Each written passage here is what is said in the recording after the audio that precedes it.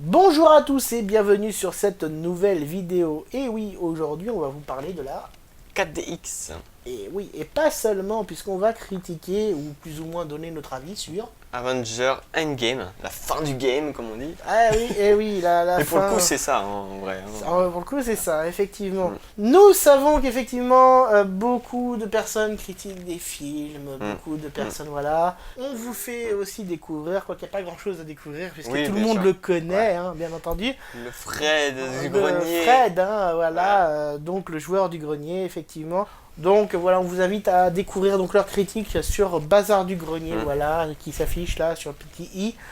Et bien entendu, on n'a pas encore vu ce que eux ont fait, hein, puisqu'ils en ont fait un justement, on n'a pas encore vu. Donc si vous avez des cohérences entre les deux, Bah, c'est normal. bah, c'est normal. Parce qu'on parle du voilà, même film et tout. on parle du même film, mais bon, on sait pas trop, donc je jugerai plus tard, hein, voilà, mais... Ouais. Voilà, donc c'était pour vous prévenir, vous inquiétez pas de plagiat, rien, donc je préfère préciser. Voilà. C'est nos avis, c'est vraiment ce qu'on C'est a ça. pensé. Voilà. Donc j'espère qu'on aura fait bien notre travail, puisqu'on ne connaît pas encore, c'est la première fois qu'on fait ça, donc j'espère que ça va vous plaire. Et puis bon, on se retrouve tout de suite, c'est parti.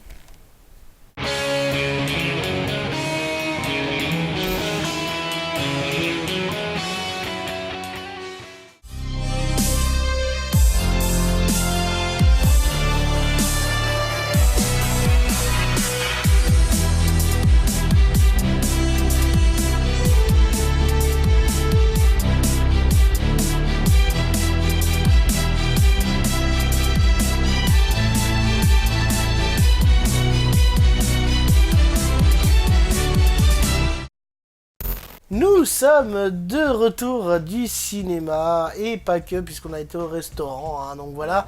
Donc c'est vrai qu'on est un peu fatigué, il est tard là. Ouais. D'où cette lumière. D'où cette lumière, voilà. On va vous parler effectivement donc du film Avenger Endgame. qui a duré quand même 3 heures, faut dire ce qui est, hein, qui était assez long. Mais avant de vous parler de ça, hein, on va vous parler tout simplement donc de La technologie 4DX. Alors qu'est-ce que c'est justement cette technologie? Eh ben, cette technologie, c'est tout simplement, on va dire comme un simulateur. Hein, De manière un peu plus soft. Un peu plus soft, voilà, donc avec tous les ressentis, c'est-à-dire vous avez la 3D, vous avez effectivement donc de l'air, de l'eau, vous avez un peu tout, vous avez des sensations au niveau des pieds, quand par exemple vous voyez des cailloux, des trucs comme ça qui tombent sur les gens, bah hop, on a au niveau sensation des pieds, les sièges bougent vraiment, voilà, enfin un peu, si vous avez... C'est assez simple, donc sans tous ces ressentis-là, si vous avez déjà été donc à Disneyland, hein, vous pouvez donc tester le Star Tour, donc voilà, et c'est plus ou moins la même chose, mais en plus soft, beaucoup plus soft. À savoir que cette technologie est assez nouvelle, peut-être pas nouveau pour vous, mais nouveau pour nous, puisqu'on l'avait encore jamais testé. C'est la première fois qu'on teste ça, hein, faut le savoir. Mon ressenti, je sais pas toi comment tu l'as vécu, pourtant on était là un à côté de l'autre, hein, mais bon, on a essayé de pas en parler justement pour pas trop s'influencer, donc voilà, on dit les choses directement. Une toute petite déception, mais pas trop quand même, c'est-à-dire que petite déception parce que c'est trop soft pour ce que c'est. C'est-à-dire, après, ça dépend du film que vous allez voir, bien entendu, je pense. Hein, Et pour le prix aussi. Pour le prix, voilà, c'est ça. Parce qu'il y a le prix, hein, donc c'est 2 fois plus cher qu'un ciné normal, hein, la 4DX. J'en étais un chouïard un peu déçu, mais peut-être que si on va voir un film comme Star Wars ou autre avec les vaisseaux spatiaux, tout ça, peut-être que voilà, ça va donner quelque chose, en tout cas, à qui à voir, quoi. Hein, voilà. Donc, et moi j'ai été déçu dans le sens où il y avait plein de sensations qu'on devait avoir. Par exemple, tout ce qui était odeur, on l'a pas eu. Oui. Oui. Oui, enfin, à part moi, j'ai eu l'odeur du popcorn du mec à côté. Non, mais... Attendez, parce que le truc, moi, qui m'a fait peur, hein. Genre, avant que le film commence, il vous passe donc les consignes de sécurité. Donc, genre, pas être trop âgé, sinon, voilà, pas avoir de problème cardiaque, blablabla. Enfin, faire voilà. 1m20, voilà, ne pas avoir des choses trop dans les poches pour éviter que ça tombe. D'ailleurs, toi, t'as eu un peu d'expérience, hein, voilà. Oui, parce qu'ils le disent dedans, hein, mais pas une avant, quoi. Genre, on se passe près, hein. Oui. Donc voilà, donc c'est bon, c'est un peu tard quoi. Je veux dire, t'es assis, c'est trop tard quoi, tu vois, c'est. T'as ton billet, bah c'est déjà fait. C'est déjà fait, voilà. Et je me suis dit, putain, au moment où on va basculer sur le côté, je vais prendre une radia de popcorn. C'était une horreur. Enfin bon, bref, tous ces petits détails comme ça. Pareil, le mec qui était devant moi, bah tu m'avais fait la remarque justement. Chaque siège, à l'arrière, donc bien entendu, vous avez donc les arroseurs. Hein, c'est ces sortes d'air et d'eau. Voilà. D'air et d'eau. Le mec, il avait sa capuche par-dessus. Le mec, il a installé, alors juste devant ma gueule, hein, genre le mec, il installe son manteau, genre normal sur le dossier, tu sais. Genre, le truc. Pour ma part, je sentais juste les éclaboussures, enfin le brumisateur, et le vent.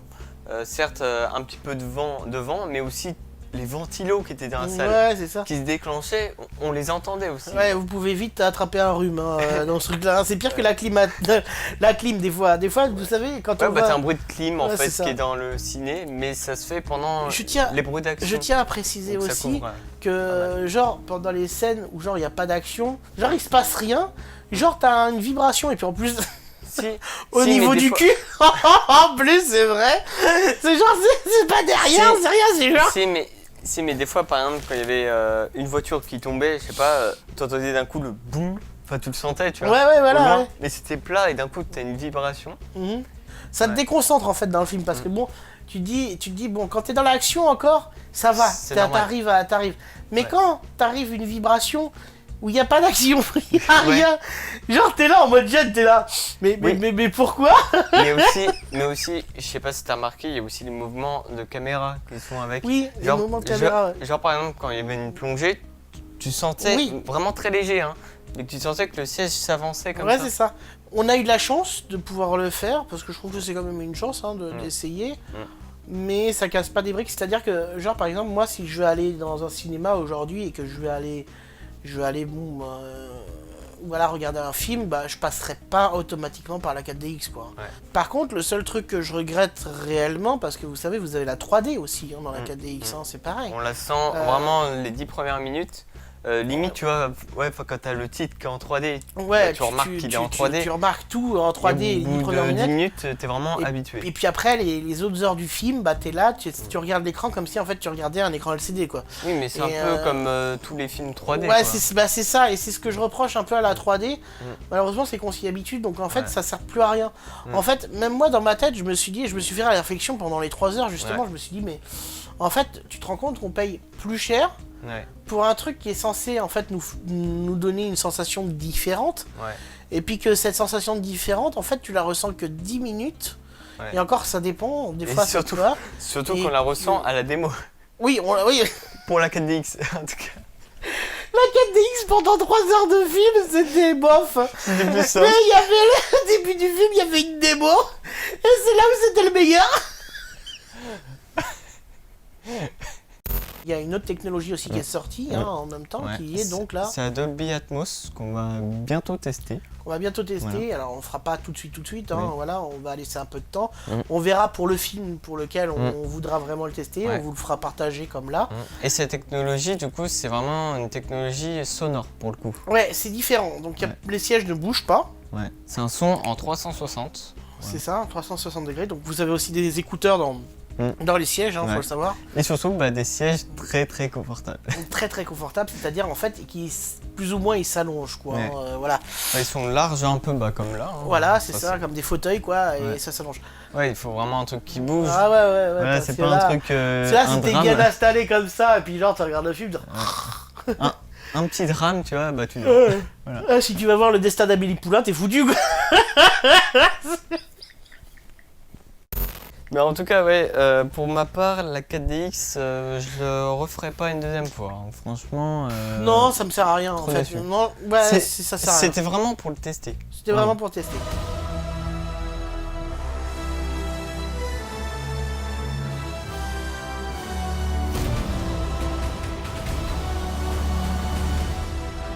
Alors, on va passer maintenant aux choses sérieuses, puisque effectivement, on va parler d'Avengers Endgame. Alors, je tiens à préciser avant toute chose, pour ceux qui regardent cette vidéo, attention, alerte spoiler. Et oui, parce on l'affiche, Voilà, on l'affiche. Donc voilà. n'hésitez pas, prenez votre temps, quittez cette vidéo, voilà. De toute manière, il n'y aura rien d'autre derrière, donc ça sert à rien hein, de rester si vous voulez pas être spoilé. Si vous voulez être spoilé, tant mieux pour vous. Si vous restez et que vous voulez pas, bah tant pis pour vous. Voilà. Là, si vous regardez, c'est peut-être que vous avez déjà vu le film. C'est ça. Si vous êtes ici, c'est qu'effectivement, donc, vous êtes OK pour vous faire spoiler, donc on passe à Avengers Endgame. Et ouais, là, c'est le gros sujet, disons. Le gros sujet. Alors, que en dire? Il y a beaucoup de choses à dire, à mon avis, hein, je pense. Déjà, petite première question, est-ce que toi, tu as aimé le film?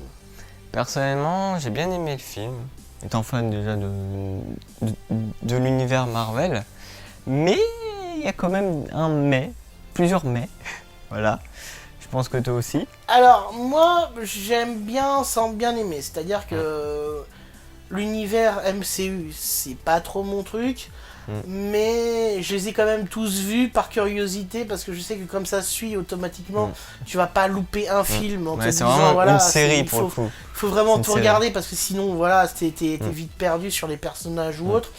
Donc effectivement, bah comme par exemple bah Miss Marvel, hein, voilà. alias Captain Marvel, voilà, la fameuse Miss Marvel qu'on revoit effectivement, hein, donc Carol Danvers. Hein. En gros, on passe 5 ans après les événements du dernier film, Avengers. Voilà. Alors, dans l'idée, effectivement, on se posait tous la question de savoir comment les Avengers vont revenir, hein, puisque effectivement, donc Thanos, hein, qui avait tout simplement claqué des doigts, avec les pierres de l'infini autour d'un gant pour pouvoir évincer, donc on va dire. C'était à moitié, la moitié de la population. La moitié de la population, voilà. On se posait tous la question, mais alors ils sont où? Est-ce qu'ils sont dans un univers parallèle? Est-ce qu'ils sont morts? Est-ce que. Enfin, il y avait diverses théories plus ou moins douteuses sur internet, hein, comme on avait pu le voir. Et finalement, en fait, bah, c'est un peu comme ce que moi je le pensais. Et je pense que tout le monde pensait ça pareil. Aussi, plus ou moins. C'est Ant-Man. Ant-Man, voilà, qui nous dit qu'effectivement il est possible donc de voyager dans le temps. Grâce en fait à la dimension qui permet d'être dans l'infiniment petit en fait. Hein. Donc j'ai un peu de mal avec ça, hein, je l'avoue franchement.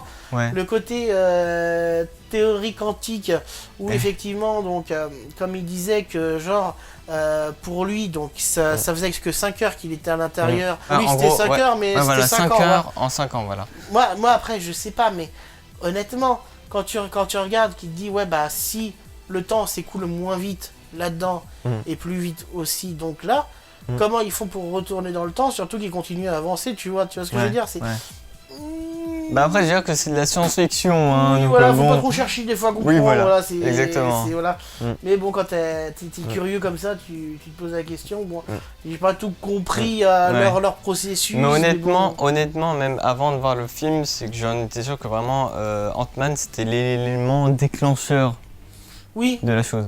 Bah, il nous avait un peu teasé en fait avec justement le coup justement de la dernière scène, hein, genre où on voyait donc Ant-Man qui était coincé dans l'univers perdu, et qu'on se posait la question mais comment allait-il revenir parce il avait besoin donc de ses camarades et là il revient comme ça d'un seul coup. Comme en claquant des doigts comme Thanos. Non mais c'est ça.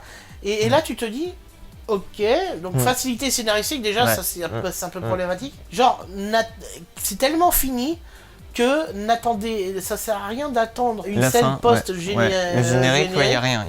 Il y a absolument rien. C'est vraiment c'est la première fois d'ailleurs qu'il n'y a rien derrière. Ouais, c'est bizarre. Donc, c'est une histoire de retour dans le passé, hein, que j'ai trouvé bien faite. Que j'ai trouvé très bien faite. Parce que fallait quand même refaire les scènes de Avengers le premier et franchement c'était une claque honnêtement franchement honnêtement ça c'était une claque après toi je sais pas ce que t'en as ressenti mais bah franchement soit aussi ils ont peut-être aussi récupéré des rushs qu'ils avaient déjà tournés tu vois des éléments de rush mais aussi c'est vrai qu'on a l'impression en fait de revoir en fait un peu tous les... vraiment ce qui s'est passé avant. Ce qui s'est passé avant, et en plus avec la même jeunesse quoi, des Oui, personnages, oui, parce que genre ils ont vraiment pas changé sur le truc, et là tu te dis waouh, c'est super bien fait. Et ça j'ai adoré, ça vraiment j'ai adoré. Il y a une deuxième incohérence aussi que j'ai trouvée. Oui, moi aussi, il y en a une. Attends, je vais le dire, c'est tout simplement pourquoi Captain Marvel réussit à soulever le marteau. Pourquoi Captain America ouais. Pourquoi Captain America réussit à soulever le marteau? Oui. Alors que c'est seulement Thor, c'est lui le propriétaire. Là, d'un seul coup, tu sais pas pourquoi, Captain America est capable de prendre le marteau de Thor, de le faire tournoyer, de le jeter sur les ennemis, de faire de la foudre en plus. Oui, avec en plus. Captain America, hein, ils ont fumé quoi Voilà. Je ne comprends pas. Alors peut-être qu'il y a un élément dans les comics ou dans les BD qui doivent dire quoi que ce soit, mais moi malheureusement je connais pas vraiment dans les comics, je les ai pas lus. Mais c'est vrai que dans ma tête je me dis mais what the fuck man Captain America. C'est vrai que dans la salle on entendait, mais ça a vraiment interpellé les gens. Ah oui, what on the entendait. Hein. Tu es là, tu te dis mais putain mais le mec, bon, ok dans le premier Avengers, le mec il essaye de soulever le marteau de Thor. On voit que ça bouge un peu, mais il n'y arrive pas, tu vois, il n'y arrive pas, c'est juste de la force. Voilà. Non, mais c'est surtout la foudre. C'est surtout la foudre, oui, tu te demandes, mais comment... Attends, enfin, c'est pas le dieu du tonnerre C'est Thor qui maîtrise la foudre, qui maîtrise le marteau, qui... Voilà. En voyageant dans le temps, justement, il récupère son marteau d'ailleurs, qui était détruit dans le 3 ou... Ouais, dans le 3, je crois, il a été détruit. Mais moi, en fait, tu sais, là où, pour moi, l'incohérence du problème du voyage dans le temps, c'est pareil, il récupère son marteau, ça veut dire que l'ancien Thor n'a plus son marteau, tu vois ce que je veux dire? Ouais. Enfin... Oui, et d'ailleurs aussi, je sais plus comment elle s'appelle, mais le personnage bleu, là. Oui, la sœur de Gamora tue sa version passée, mais elle est toujours là. Exactement, voilà. What the fuck Celle du passé, pour se faire passer pour celle du futur, enlève le truc rouge de l'autre pour se le mettre sur la tronche. Comme ça, elle passait inaperçue pour devenir un peu espionne, quoi. Finalement, donc, Gamora se rend compte que celle du futur, quoi, elle a raison et autres, donc voilà, donc ils veulent l'aider. Sauf que là... oui, d'accord, je comprends, d'accord. Okay, sauf que là où ça pêche sérieusement et sévèrement... c'est qu'elle a tué vraiment son passé, quoi. C'est qu'elle a tué son elle du passé. Ouais. Alors si elle du passé... Normalement, elle crève aussi, tu vois, dans le sens... elle tue les deux. C'est ça.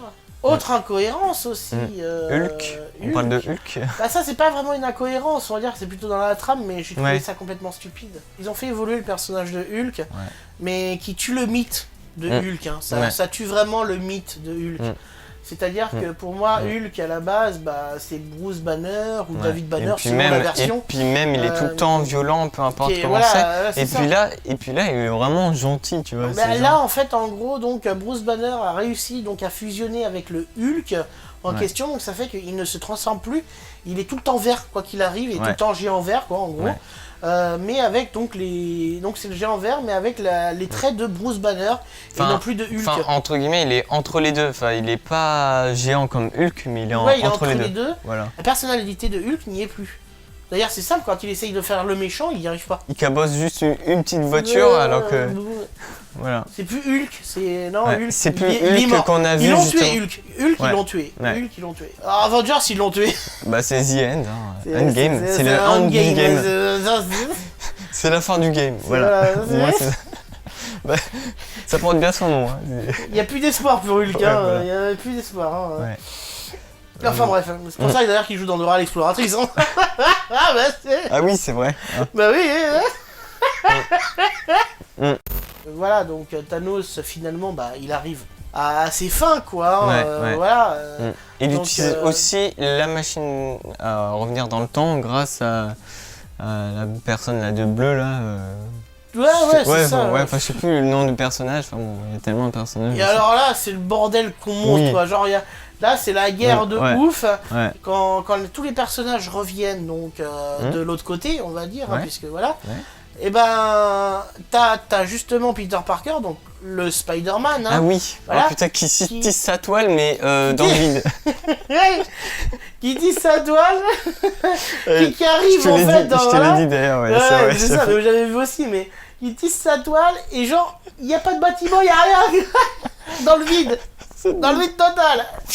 C'est un peu, en fait, c'est Spider-Man PS2. Il a tissé sa toile sur la lune, tu sais. Alors bon, j'ai bien aimé le costume, hein, faut dire ce qu'il y est. La nouvelle technologie que Stark lui avait prodiguée là-dessus était, mais voilà, franchement, rien à redire sur Spider-Man à part ce côté-là, mais voilà. Ouais. Et pareil, Pepper qui a sa petite armure personnelle. Bah ça, oui, c'était cool. Ça, c'est marrant. Ça. Tout le monde revient, mais finalement, on en perd deux, donc voilà. Ouais, alors, évidemment. On en perd deux sans vraiment en perdre deux. J'ai trouvé la fin quand même dégueulasse. En fait, la fin, comme disait, hein, la fin justifie les moyens. Hein, fallait bien trouver une fin pour que voilà. Mais en fait, donc Tony Stark qui, au début du film, te dit bien, il n'a pas envie de participer à tout ça parce qu'il a une famille, parce qu'il a une vie de famille. Il a son enfant, sa femme, et voilà, il a une vie maintenant tranquille. Enfin voilà. Qui sont encore vivants. Voilà, qui sont encore vivants. Voilà. Il a pas envie de perdre tout ça, et puis il dit bien à Captain America, ouais, mais si je fais ça, assurons-nous que je reste en vie et que rien ne change, quoi. Et finalement, il meurt à la fin du film, d'accord, donc voilà. Donc, c'est lui en fait qui fait le claque de fin. C'est lui qui fait le claque de fin, mais finalement, ça le ronge en fait. Hein, Bah oui, parce que comme il disait, Bruce Banner, c'est qu'il y a des rayons gamma en fait qui endommagent les tissus corporels. Exactement. Et voilà, et donc il est mort irradié, quoi, en gros. Hein, voilà. Donc il meurt. Mais Captain America, genre, ils ont quand même été rivaux. Et c'est vrai que, genre, Captain America, lui, tranquille. Alors, ouais, vas-y, je retourne dans le temps pour quoi que ce soit. Si, c'était retourner dans le temps pour remettre les pierres, là où ils étaient. Et puis finalement, tu te dis, bah putain, bah il revient pas. Donc t'as Bruce Banner qui essaye de le faire revenir. Il dit, bah ouais, mais c'est bon, là, il a mis le bon truc. Mais finalement, en fait, le mec, qu'est-ce qu'il a fait ? Et ben, il a suivi en gros, entre guillemets, les conseils de Tony, du genre profite de la vie. Et ben, le mec, il a vraiment profité de la vie, il revient, il a 70 ans. Voilà, c'est ça. En fait, on s'apprend qu'il a passé toute sa vie avec la nana qu'il avait perdue donc, dans le début dans First Avengers. En 45. En 45, donc finalement, donc, il a une belle vie, une belle vie heureuse. Donc maintenant, bon, Tony, c'est sûr. lui... Alors Tony Stark, voilà, bon bah vas-y, t'étais riche avant, t'as tout eu ce que tu voulais maintenant tu peux crever, quoi. C'est ça. Mais c'est vrai qu'on n'en parle pas aussi de la mort de Black Widow, qui a été et ça m'a fait chier, ça, par contre. La mort de Black Widow, effectivement... C'était pour récupérer la pierre de l'âme. Et je m'en doutais que c'était Black Widow qui allait mourir, tu sais pourquoi ? Parce que justement, comme lui, c'est tout son combat justement parce qu'il avait des enfants et il avait une famille alors que Black Widow avait personne. Et je me doutais que elle voulait laisser vraiment pour la famille. Voilà, c'est ça. Elle voulait se sacrifier. D'ailleurs, elle était vraiment attachée à sa famille. C'est vrai qu'il y a eu beaucoup d'émotions dans les morts, morts. Que ce soit Black Widow ou alors effectivement donc Tony Stark. D'ailleurs, pour Tony Stark, je tiens à préciser, mais j'ai entendu des gens pleurer dans la salle. Ils ont tourné ça de telle sorte à ce que ce soit vraiment dramatique, quoi. Ils l'ont pas tourné genre en mode bon bah t'as un personnage qui meurt comme Black Widow où c'était rapide, tu vois. Genre ça, on s'est pas arrêté 3000 ans dessus, tu vois ce que je veux dire. Alors que Tony Stark. Il y a vraiment toute une longue scène où genre il y a l'enterrement avec donc la famille de tous les Avengers qui arrivent. Enfin, c'est tous les personnages. T'as tous les personnages. Et là tu te dis ah ouais quand même. Alors genre Black Widow on s'en bat les couilles. Oui, mais en même temps Black Widow c'était aussi pour récupérer la pierre de l'âme. Comme avait fait Thanos en tuant la sœur de mais en fait, à part le fait qu'ils étaient donc sur l'arc, là où il y avait de l'eau et tout ça, là, et puis tu vois Hulk s'énerver vite fait, tu vois, en disant ouais, je suis pas content, elle est morte. Voilà quoi. C'est tout, et puis après ils reviennent, bon allez, elle a pas fait tout ça pour rien, allez on y va, et puis...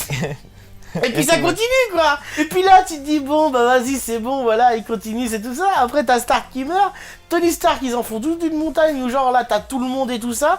Et juste après que t'as déjà un coup bien pris au trip tu vois.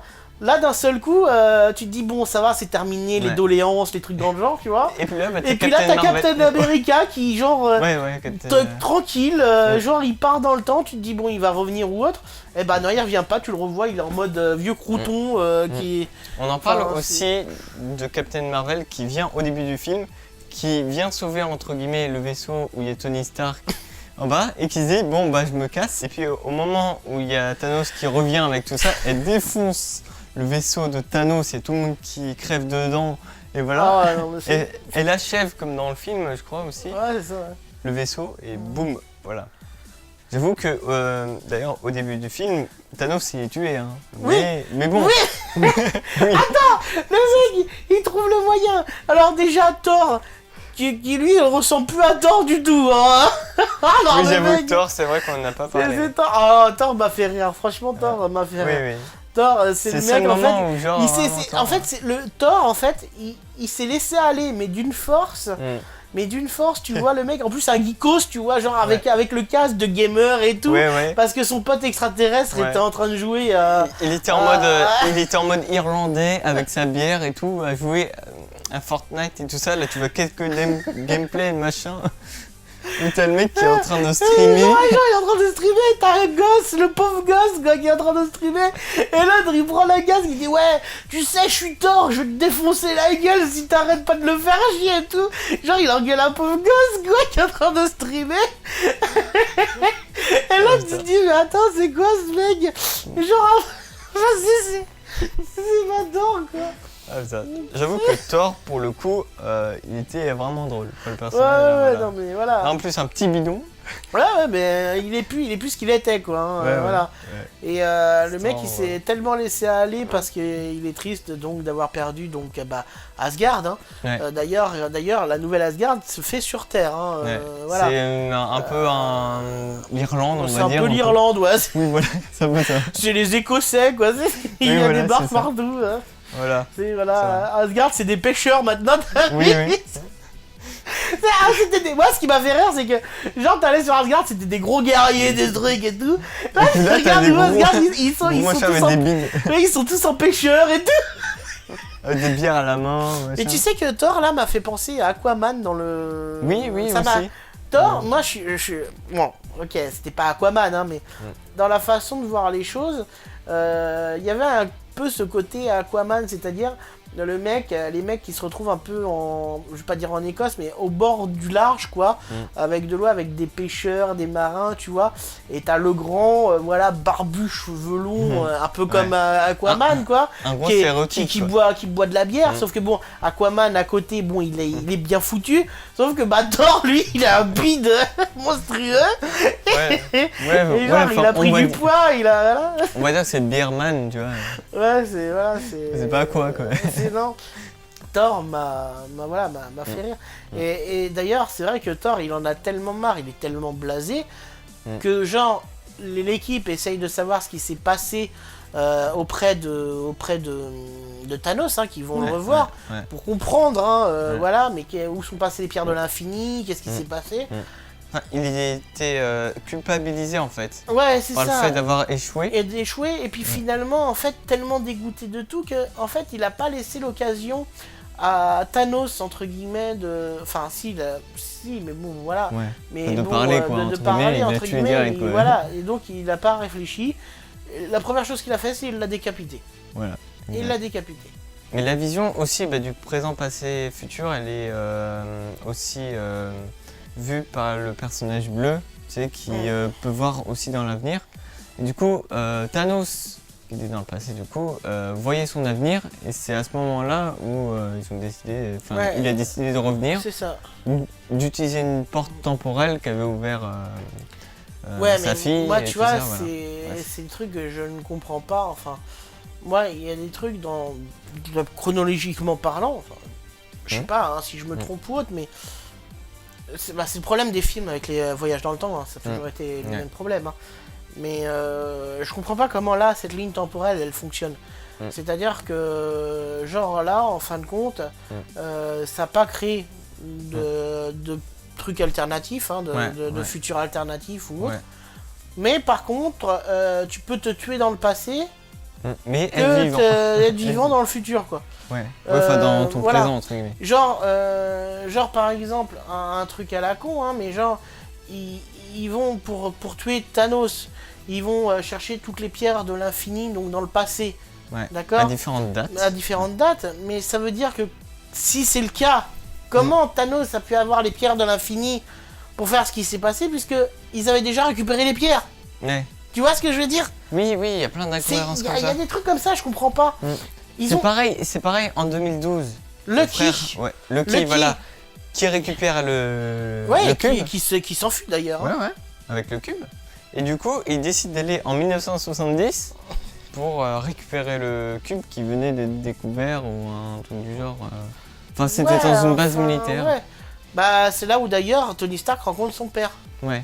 Tu te dis, mais si ils ont. Moi, c'est comme pour Thor, c'est pareil. Si Thor a récupéré son marteau dans le passé, donc le futur Thor, normalement, devrait plus avoir son marteau, ou alors devait l'avoir perdu, parce que voilà, mais plus de la même manière. Ouais. Ou par exemple, là, les pierres de l'infini, bah, si vous avez récupéré toutes les pierres de l'infini avant que Thanos ait pris la main dessus, normalement, Thanos, il a plus de gants depuis longtemps et ça s'est jamais passé. C'est comme War Machine qui dit pourquoi pas tuer Thanos au moment de sa naissance. Mais oui, voilà, c'est ça. C'est un truc, bon, on règle le problème dès le début. Bah remarque, il avait pas tort hein, dans le fond, hein, mais... mais après, il disait, bon, c'est pas légitime. Ouais, c'est pas légitime, blablabla. Ouais, parce que sinon, tu sais, c'est genre, allez, boum, fin du film, endgame. C'est ça, oui, mais c'est parce qu'il faut faire durer le film, quoi. Oui, bah oui. L'autre, il propose une solution un peu trop facile, donc automatiquement. Mais c'est vrai que dans l'idée, la première chose que tu fais, c'est ça, c'est que tu le prends au moment où il est plus vulnérable. Hein. Tu prends le problème à la source. C'est ça, voilà. Il y a des blagues dans le film, en fait, bon, bah, c'est des blagues à la Marvel, hein, mais il y a des blagues qui sont longues. Qui n'ont rien à faire là en fait. Et c'est en gros, pour moi, c'est des blagues. Genre en gros, il y a une scène qui n'a rien à voir. C'est cool de mettre des scènes genre un peu humoristiques, mais le problème c'est qu'ils les font durer un peu trop longtemps. C'est-à-dire que genre par exemple, bah vous avez donc effectivement Thor qui décide donc de laisser la garde de l'Asgard à la Daikiri, hein, qui lui dit bah voilà, t'es la chef. Tu gardes le village irlandais. C'est toi maintenant la reine, quoi. Enfin, je sais plus comment elle appelle ça, mais c'est Majesté ou un truc dans le genre. La Majesté, quoi. Et finalement, donc, il se retrouve donc dans le vaisseau avec le gardien de la galaxie. Avec Star-Lord et Rocket. Voilà, et Star-Lord et Rocket et machin. Et il se bat avec Star-Lord plus ou moins en disant c'est moi le chef, non, c'est moi le chef, non, c'est moi le chef. Enfin, c'est trop long, pour rien, enfin voilà. C'est ok, petit truc humoristique en disant ouais, bon, Thor veut devenir le chef ou autre. Et encore, voilà, et encore tu te dis, est-ce qu'ils vont faire un Gardien de la Galaxie 3 avec Thor, peut-être, j'en sais rien. Ouais. Enfin, moi je trouverais ça bizarre. Ouais. Mais bon. Mais après, c'est possible, hein. Enfin, c'est vraiment on dans s'en la fout de suite, savoir qui est vraiment le chef ou qui veut commander, voilà.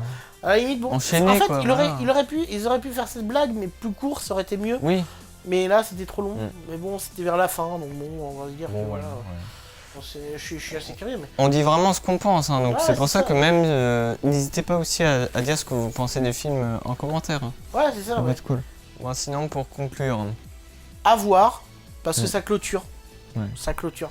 C'est vraiment une clôture. Ouais, si vraiment vous avez suivi les films précédents, c'est comme une série, hein, donc... Ouais, c'est vraiment à voir à la fin. Faut regarder la fin, quoi. J'ai trouvé ça un peu longuet. C'est pas un film genre que je me rematerais, voilà.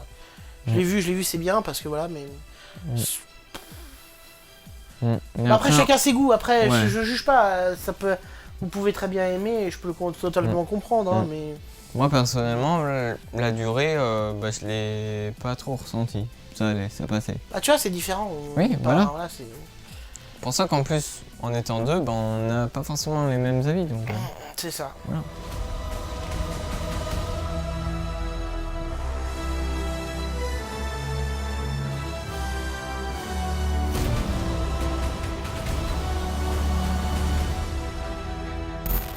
Merci à vous tous de nous avoir suivis. Effectivement, ce fut un plaisir. On a pris beaucoup de plaisir à passer cette journée de ouf. C'était incroyable. Et encore, même là, vous voyez, il était tard. Donc, on se retrouve prochainement pour d'autres vidéos.